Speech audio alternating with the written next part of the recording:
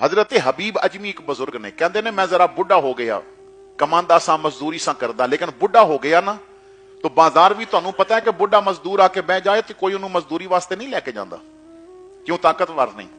हालांकि कोशिश करो कि उन्होंने लै जाओ, कम थोड़ा लवो, पैसे पूरे दे दियो, गरीब नाल तावन हो जाता है। लेकिन असी सुपर स्टोर तो जदों फ्रूट लैने आ ना ते जिहड़ी कीमत उत्थे लिखी है ना असी वो पूरी देने आ, क्यों? ये सुपर स्टोर इन्हां काम नहीं करना। ते जिन्हें केले दा छाबा सर ते रखिया ना ते बुढ़े कोल साइकिल भी नहीं बहुती उत्ते रख के जाए, उन्हें घर चलाना है, वो साइकिल जोगे पैसे को नहीं, वो गली च फिरदा आ गया ना, उन्हें आखिया 100 रुपए का दर्जन ते तू उत्थे रट्टा ला दिता, मैं ते 80 का लैना। सुपर स्टोर तो मार्केट विचों तू 200-250 तो लैके आया, उत्थे नहीं आखिया कम कर, ते गरीब नूं उन्हें 100 आखिया ते तू कि 80 कर, तेरा हक बनदा सी, 100 मंगे तू 2 दे, तेरा तावन हो जाए। लेकिन असी हमेशा गरीब ते रोप पाते हैं, क्योंकि अमीरां ते सामने लगता नहीं ना। साडा ब्लड प्रेशर भी बड़ा सियाना है, ये अमीरां सामने कदी आई नहीं होया, हमेशा लिस्से सामने आई होंदा है। गालियां कढ़दे क्यों ब्लड प्रेशर आई है, कदी चौधरी या मलक नूं भी कढ़ना, MP नूं भी कढ़, वजीर नूं भी कढ़, बड़ा तेरा ब्लड प्रेशर सियाना है, हमेशा लिस्से सामने आई होंदा है, अमीर सामने और डाडे सामने कदी आई ही नहीं होया। अपनी कमीनगी नूं ना दे दिता है ब्लड प्रेशर दा, अपने अंदर दी गलाजत निकालण नूं ना दे दिता है ब्लड प्रेशर दा। एक बुजुर्ग दा मैं जुमला पढ़ रहा सा, उस जुमले नूं समझण दी कोशिश करियो, मैं अगली जो गल करना चाहना उधर जाना है। वो बुजुर्ग फरमांदे ने, दुनिया विच जिंदगी इस तरह गुजार कि तेरे महल्ले विच रहन ते लोग शुक्र करन, सबर ना करन। गल समझ आइए?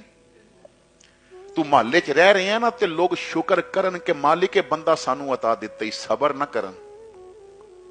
इतना बुरा बन के ना रवी कि लोग सबर करन, इतना चंगा बन के रवी कि लोग शुक्र करन, मालिक तू है बंदा साडे महल्ले विच दिता है। जिस तरह पूरी दुनिया शुक्र कर दी है, वो पूरी कायनात दे नबी सन, लेकिन आए इत्थे ने। तो हजरात गिरामी फरमाते ने, बुढ़ा हो गया, बीवी ने आखिया कम करो जाके, जिस्म की ताकत जवाब दे गई, मैं चौक विच आके बह गया, कोई भी मैनू मजदूरी ते रखण वास्ते तैयार नहीं।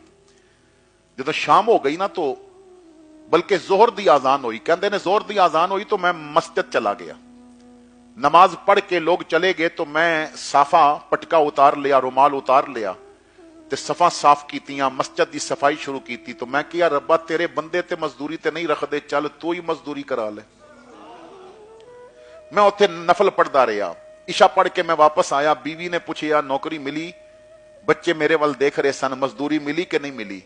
तो मैं क्या इन्हां दा दिल ना टुट जाए। मैं क्या, मजदूरी मिली है और बड़े करीम दे घर दी मिली है, लेकिन अज उन्हें मजदूरी दी नहीं तो मैं मंगिया नहीं, करीम बड़ा तो मंगी नहीं, दे देवेगा।